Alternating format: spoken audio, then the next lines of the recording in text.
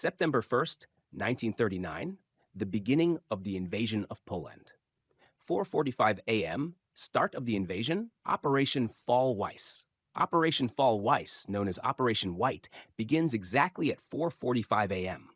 The attack is launched under the direct orders of Adolf Hitler, who commands the German military to invade Poland without issuing a declaration of war.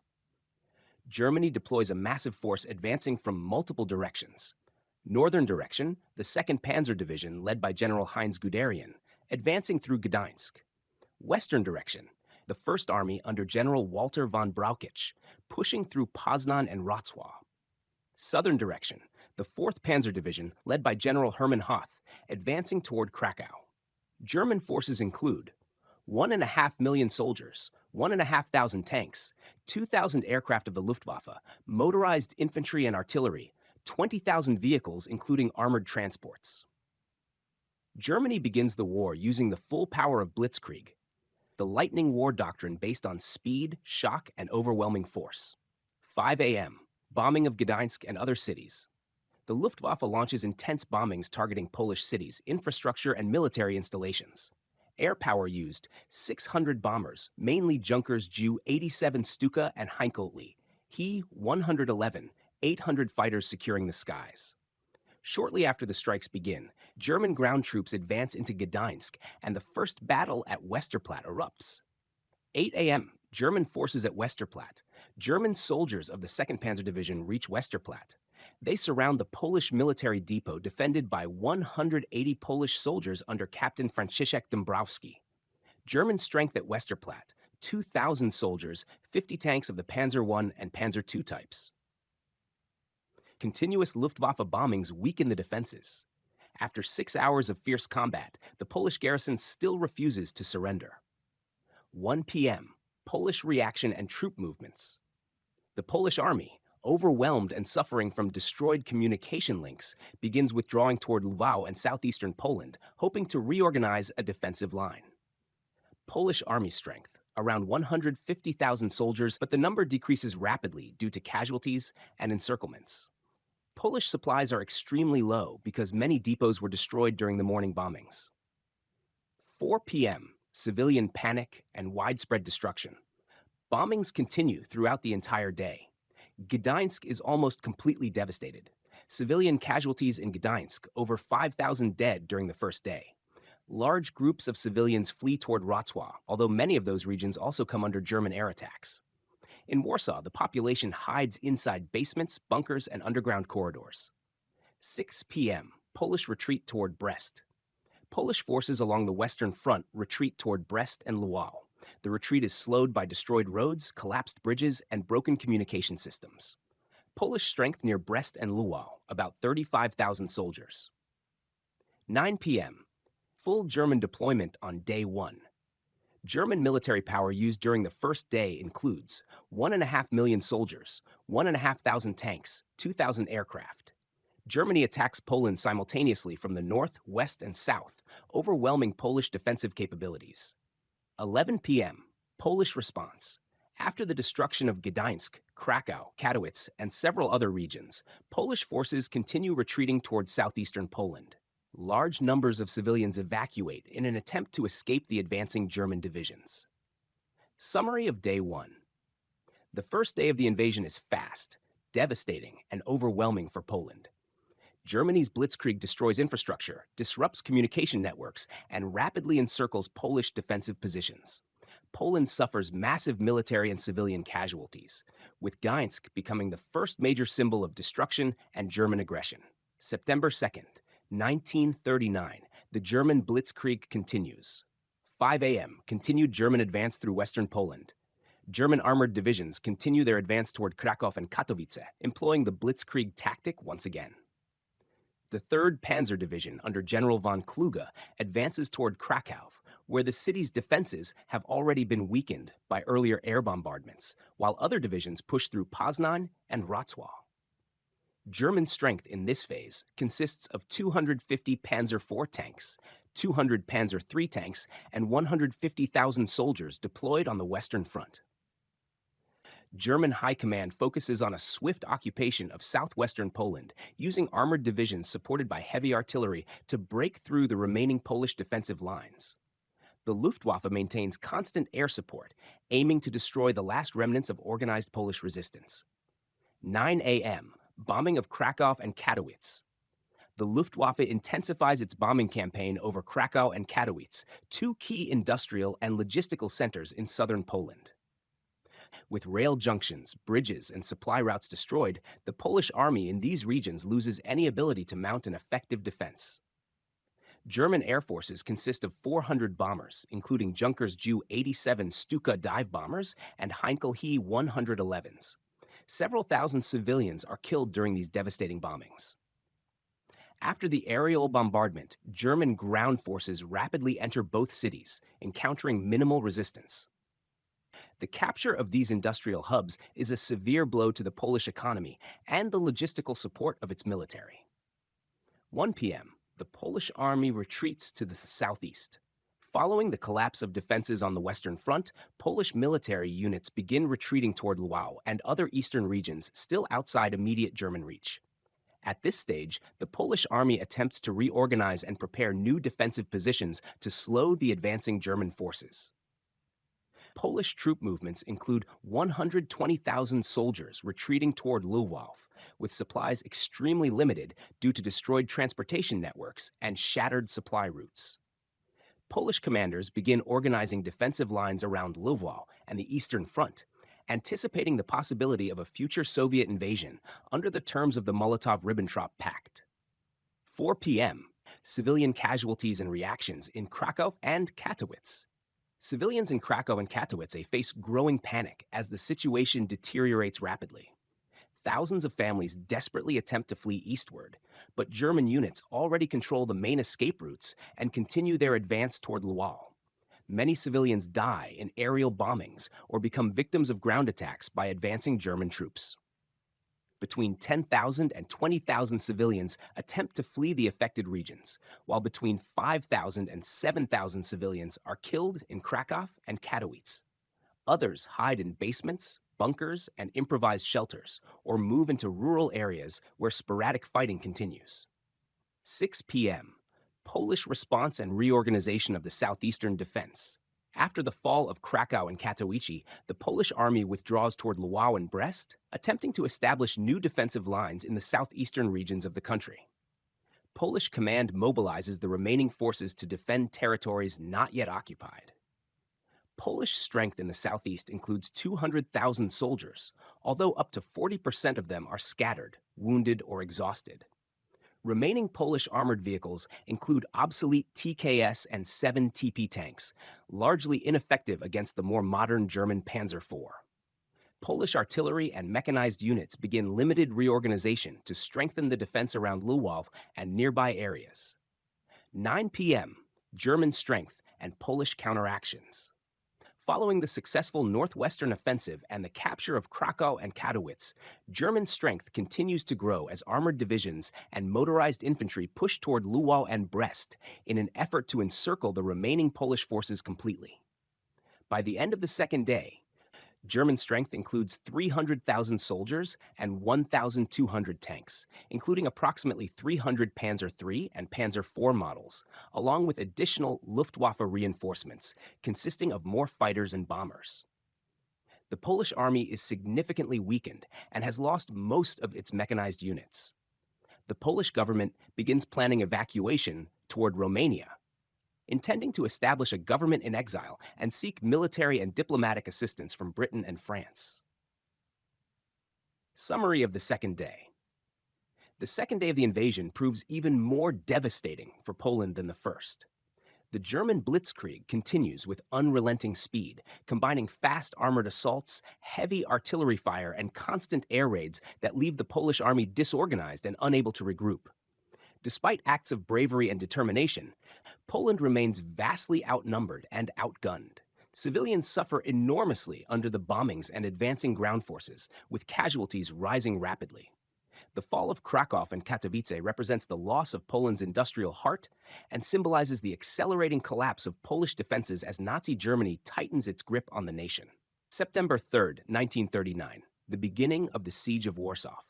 6 a.m., German offensives toward Warsaw.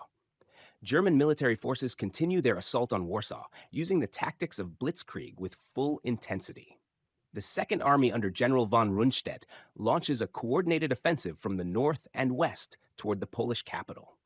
The 2nd Panzer Division and the 10th Army are deployed for this attack. German strength around Warsaw includes 200,000 soldiers, 500 Panzer III and Panzer IV tanks, and 1,500 aircraft of the Luftwaffe, ensuring complete air superiority.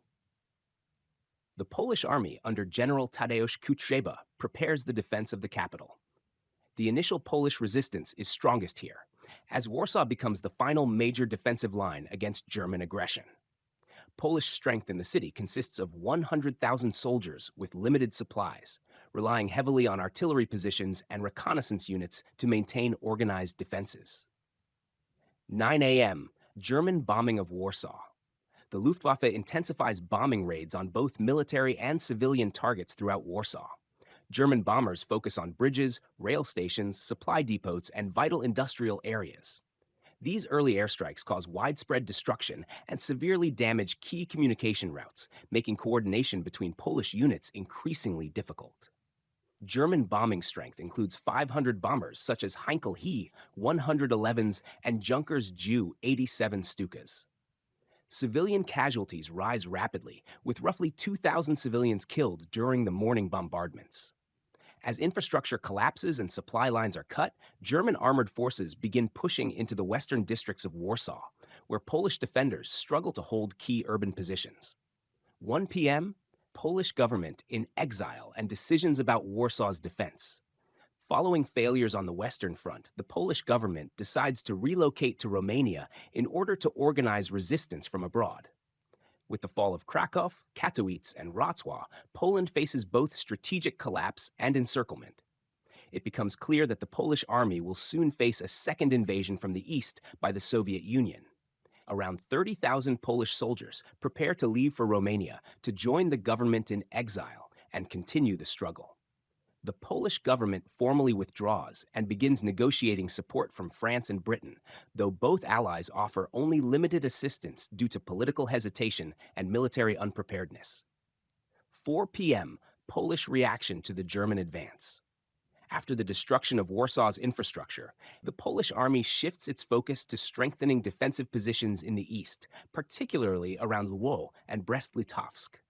The goal is to preserve as many forces as possible and prevent German troops from breaking into deeper eastern regions.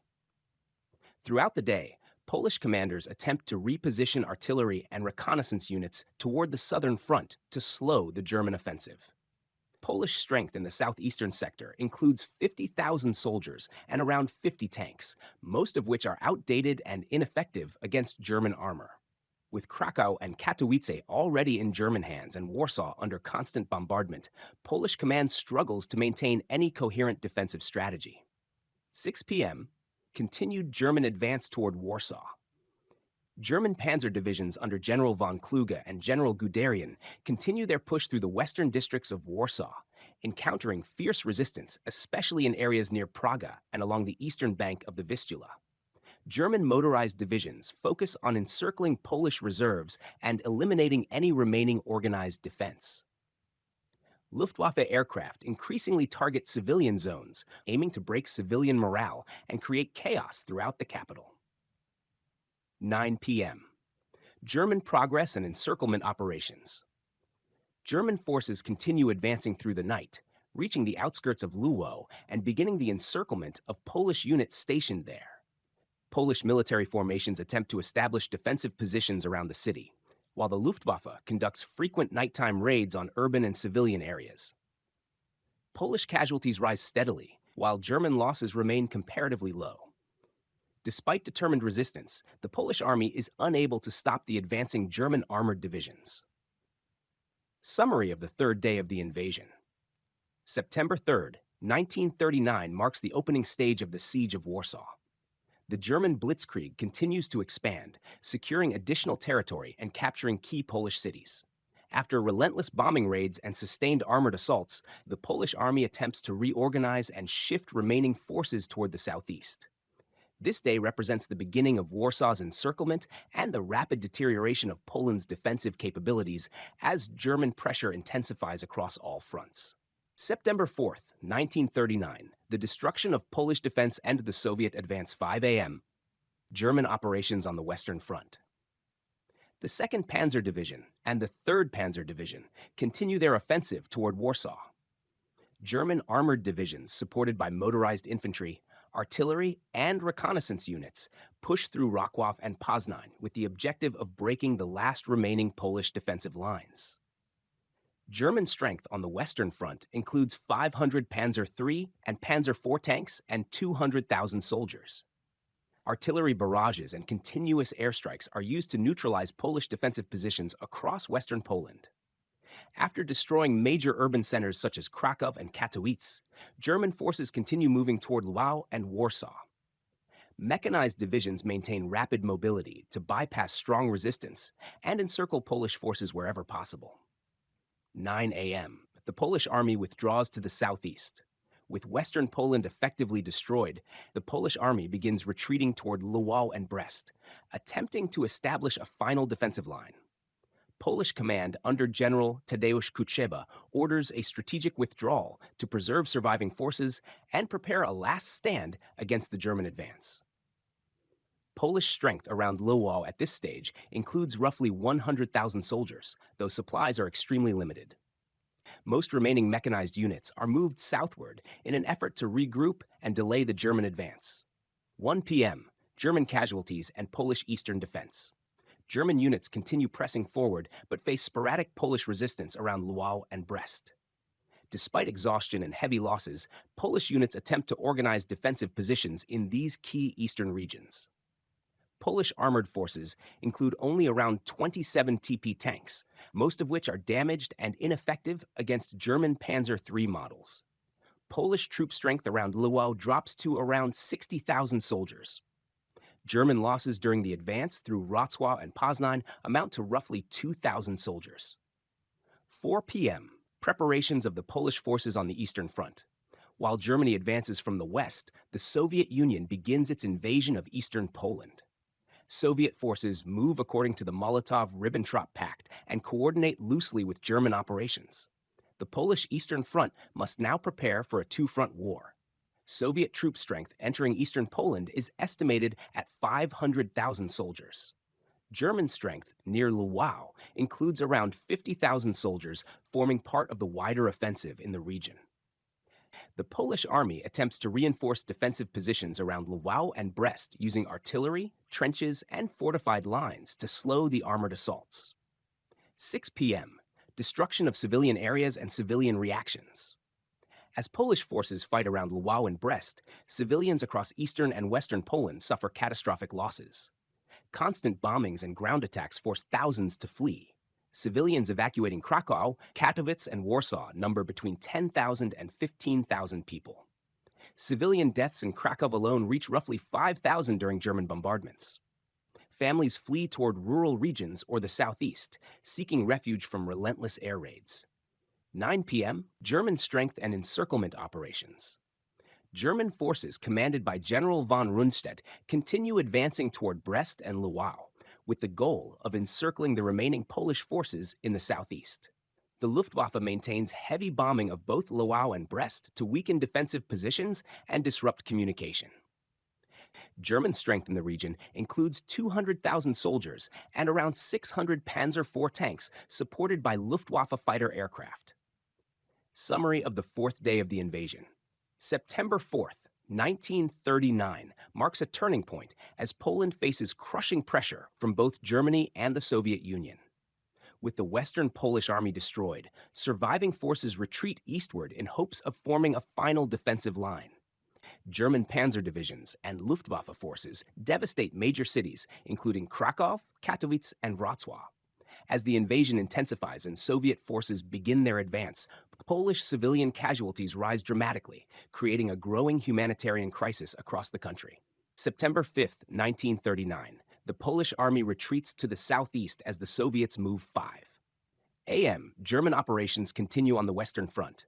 After capturing Krakow and Katowice, the German army under General von Rundstedt advances further south while continuing its push toward Lwów. The 2nd Panzer Division, supported by artillery and motorized infantry, rapidly seizes additional towns and tightens the encirclement around remaining Polish forces. German strength at this stage includes 200,000 soldiers and 700 armored vehicles, mainly Panzer IV and Panzer III models. German command continues applying Blitzkrieg tactics, where rapid armored thrusts combined with air support overwhelm Polish defenses. Destroyed bridges, rail stations, and supply routes leave Polish units in an increasingly critical state. 9 a.m., the Polish army withdraws toward Lwów. Following the destruction of Katowice, Krakow, and regions around Prussia, the Polish army retreats toward Lwów and Brest, attempting to reorganize and form a final defensive line. During the withdrawal, Polish troops face constant bombardment, fires, collapsing infrastructure, and German armored assaults. Polish strength on the Eastern Front consists of around 100,000 soldiers and roughly 30 to 40 tanks, most of which are severely damaged and incapable of standing against German armor. German armored divisions continue pressing through the Lwów region, encircling Polish military positions and destroying remaining supplies and equipment on the roads. 1 p.m. Destruction of Polish defensive positions and civilian reactions. Luftwaffe and German artillery continue heavy bombardments on Lwów and Brest as Polish troops attempt to fortify their last defensive positions. Air power deployed includes around 600 bombers, mainly Junkers Ju-87 Stuka and Heinkel He 111 aircraft. Civilian casualties in Lwów and Brest range between 3,000 and 5,000 people. Widespread panic spreads among the population, with thousands of civilians fleeing southwest toward Romania in search of safety from ongoing air raids and advancing ground forces. 4 p.m., German losses at Lwów and Brest. German losses during continued operations around Lwów and Brest remain relatively low due to the weakened state of Polish defenses. Polish formations suffer severe supply shortages and constant encirclement. German casualties reach approximately 2,000 soldiers, and around 30 to 40 tanks are damaged, mostly older Panzer II and Panzer III models. Despite exhaustion, scattered Polish units continue attempting to reorganize resistance, though their capabilities are significantly reduced. 6 p.m., the Polish government in exile. The Polish government, which has retreated to Romania, formally condemns the Soviet Union following its advance into eastern Poland. As the Soviet invasion begins, the foundation of the Polish government in exile takes shape, focused on negotiating military and political support from Britain and France. Remaining Polish forces on the Eastern Front include roughly 5,000 soldiers, small fragmented groups unable to escape in time.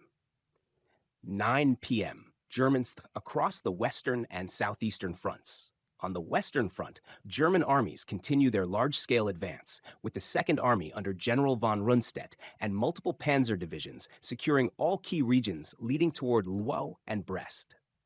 German strength now includes around 300,000 soldiers, approximately 1,200 tanks, and around 1,500 aircraft, maintaining uncontested air superiority.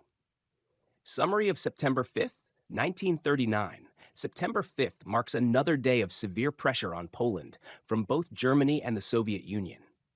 After the destruction of Western Poland and the fall of key cities such as Krakow, Katowice, and Warsaw, German forces push southward, encircling the last major Polish formations in Lwów and Brest. The Polish government begins coordinating resistance from Romania and seeks assistance from Britain and France. Civilian casualties rise sharply as relentless bombardments and ground assaults continue across the country, adding to the growing humanitarian crisis. September 6th, 1939. The Polish army retreats as the Soviet invasion begins. 5 a.m. German advance on Lwów and Brest.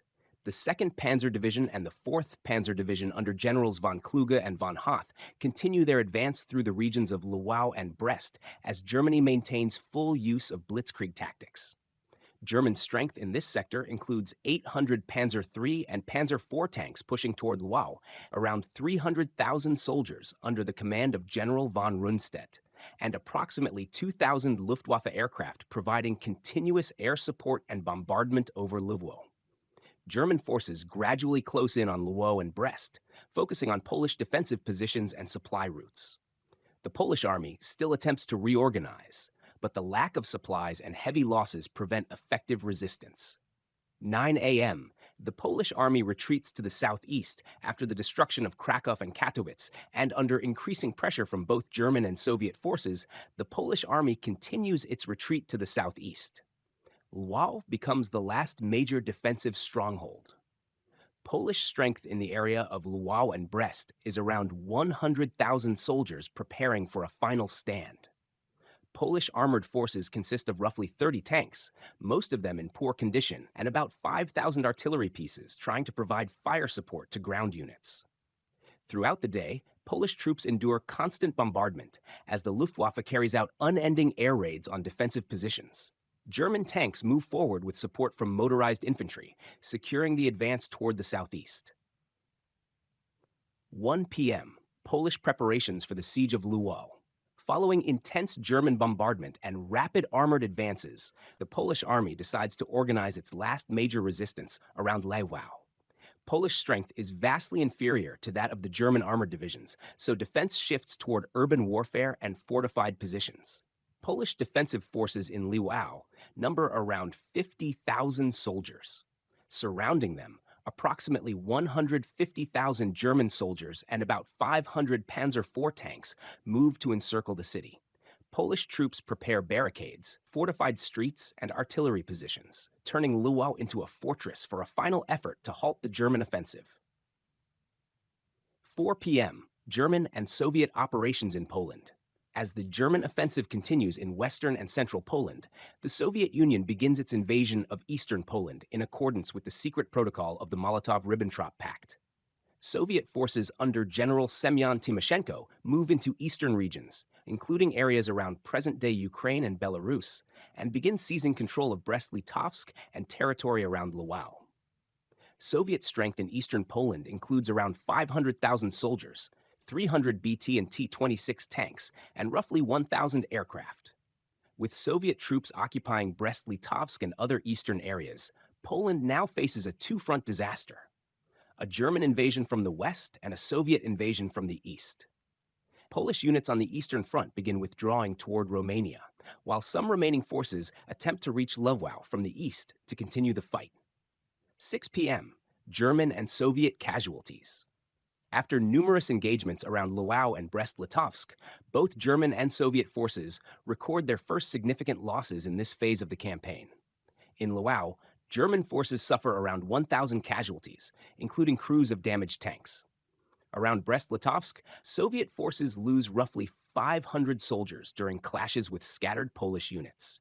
With Kraków, Katowice, and Warsaw already destroyed or occupied, it becomes evident that the Polish army will not be able to maintain an effective defense and will be forced into a full retreat toward the southeast. 9 p.m., the Polish army moves into Romania. After a full day of bombardment and continuous advances by both German and Soviet forces, the Polish government decides to cross into Romania to continue resistance from abroad. This crucial step marks the abandonment of direct control over Polish territory and the transition to an exile government. Around 40,000 Polish soldiers managed to reach Romania, while approximately 20,000 form the core of the future Polish exile army that will fight alongside the Allies. From this point onward, the Polish army officially ceases organized large-scale resistance on its own territory and focuses on rebuilding its forces abroad. Summary of September 6, 1939. The sixth day of the invasion is marked by relentless pressure on the Polish army from both Germany and the Soviet Union. Following the German offensive and the Soviet advance on the Eastern Front, Polish forces decide to retreat toward the southeast and reorganize resistance from Romania. This day marks the beginning of the final collapse of Polish defenses and the start of a new phase of the conflict, in which Soviet forces move deeper into eastern Poland, while German divisions complete the destruction of remaining Polish positions. September 7, 1939, destruction of Polish defensive positions and the encirclement of Warsaw and Lwów. 5 a.m., German advance toward Lwów and Brest. German armored divisions under Generals von Rundstedt and Guderian continue their advance through the regions of Lwów and Brest. After intense Luftwaffe bombardments and the steady push of mechanized units, the Polish army on the Western Front is now completely shattered. German strength in this phase includes around 250,000 soldiers surrounding Polish positions in the west, approximately 700 Panzer IV and Panzer III tanks supported by motorized infantry, and nearly 2,000 aircraft carrying out relentless air raids on Polish lines. German artillery and mobile units systematically destroy the last fragments of Polish defensive positions, maintaining constant pressure on retreating Polish forces and tightening the noose around Lwów and Brest. 9 a.m., the Polish army prepares for final encirclement. After the devastation of Warsaw, Krakow, and Katowice, the Polish army is utterly exhausted. Under heavy German pressure, Polish high command decides to pull the last remaining units into the area around Lwów, where they expect to be fully encircled. Polish strength in the region of Lwów and Brest is reduced to around 50,000 soldiers, most of them demoralized, poorly supplied, and inadequately armed. Polish stocks of ammunition and supplies are minimal, with the majority of depots destroyed by earlier air raids and ground assaults. The Polish army attempts to use urban barricades and artillery positions to delay the German advance, but they face overwhelming numerical and technological superiority from all directions. 1 p.m., German tanks complete the encirclement of Lwów and Brest. German panzer divisions under Generals von Kluge and Hoth complete the encirclement of Lwów and Brest and continue advancing eastward as they prepare for full occupation of these cities. After continuous bombing and unbroken ground offensives, the Polish army no longer has sufficient men or supplies to mount an effective defense. German strength around Lwów reaches around 100,000 soldiers and roughly 400 Panzer IV and Panzer III tanks. German units begin sealing all escape routes, closing the ring around Polish forces, and launching final assaults on defensive positions in and around Lwów and Brest.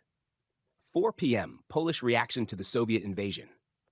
At the same time, the Soviet army under General Timoshenko launches its own invasion of eastern Poland in accordance with the Molotov-Ribbentrop Pact. Soviet forces enter Brest-Litovsk and the Lwów region, opening a second front against the already weakened Polish army.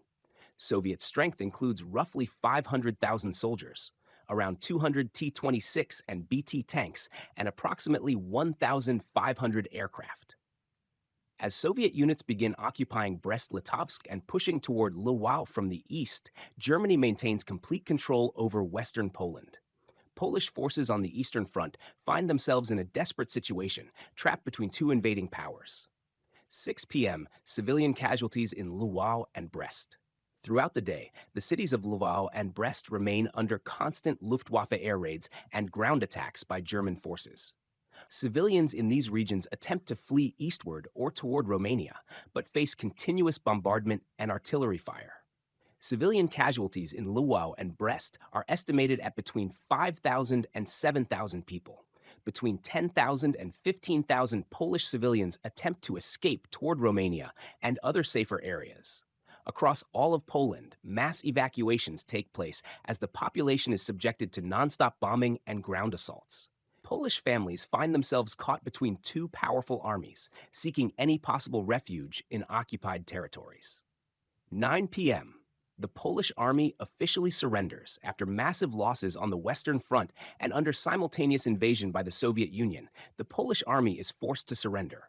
With Warsaw, Krakow, Katowice, and many other major cities destroyed or occupied, Polish military command orders a final withdrawal toward Romania, where resistance will continue from exile. Around 40,000 Polish soldiers manage to cross into Romania. The Polish government decides to go into exile as well, beginning negotiations with Britain and France for military assistance and support in continuing the struggle against Germany and the Soviet Union. Summary of September 7th, 1939. September 7th, 1939 marks the day of the final collapse of organized Polish resistance. Under the combined pressure of German and Soviet invasions, Poland is effectively torn into two occupied zones. Luwo and Brest-Litovsk fall under enemy control, and the remaining Polish forces are fully encircled or forced into exile. Civilian casualties in Luwo and Brest continue to rise, while the number of Polish soldiers able to join the exile army remains very low. Poland ceases to function as an independent state on the battlefield, and the struggle for its future shifts abroad into the hands of the emerging Polish government in exile and its scattered armed forces. September 8, 1939, German encirclement and the Polish retreat.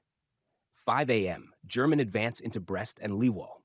German units, especially panzer divisions under Generals Guderian and von Kluge, continue tightening the encirclement of Polish forces still holding out around Lwow and Brest-Litovsk. After several days of continuous combat, Polish defensive positions begin to collapse, and the Polish army is no longer able to resist the constant pressure effectively. German strength in this phase includes around 300,000 soldiers, approximately 700 Panzer III and Panzer IV tanks, and about 2,000 aircraft, ensuring total air superiority. The Luftwaffe continues bombing Lwow and Brest, targeting defensive lines and remaining supply depots in order to break the last organized elements of Polish resistance. 9 a.m., the Polish army retreats to the southeast. Under relentless pressure from German tank divisions and the Luftwaffe, the Polish army begins organizing a retreat toward the southeast. The remnants of Polish forces attempt to reach Romania, where they plan to continue resistance from abroad. Lwow remains a key defensive point, but given the desperate situation, Polish forces face encirclement from all directions. Polish strength in the area of Lwow and Brest is reduced to around 40,000 soldiers, most of them exhausted and demoralized. Only around 20 tanks remain operational, and most of these vehicles are damaged from previous battles. Although the Polish army still resists where it can, withdrawal into Romania increasingly appears to be the only viable option for the surviving units. 1 p.m., the Soviet invasion continues. In addition to the German onslaught, the Soviet Union continues its invasion from the east. In line with the Molotov-Ribbentrop Pact, Soviet forces push into eastern Poland, occupying Lwow, Brest-Litovsk, and other key cities on the eastern front. Soviet strength in eastern Poland includes around 500,000 soldiers, roughly 200 BT-7 and T-26 tanks, and around 1,000 aircraft. Under the command of General Timoshenko, the Red Army begins seizing Polish cities along the eastern frontier, forcing Polish units to retreat toward the southwest. 4 p.m., German losses. During the advance on Lwow and Brest. German losses during the advance on Lwow and Brest remain relatively low, as the Polish army is increasingly decimated and unable to offer strong resistance. German casualties during the siege and encirclement of Lwow amount to around 1,000 soldiers, while approximately 50 Panzer III and Panzer IV tanks are damaged. After the destruction of Polish defensive positions and persistent air raids on Lwow and Brest, the Polish army is effectively defeated and begins withdrawing south. 6 p.m., civilian casualties and the flight of the population. After the destruction of Lwow and Brest, civilians begin evacuating from areas under German and Soviet control.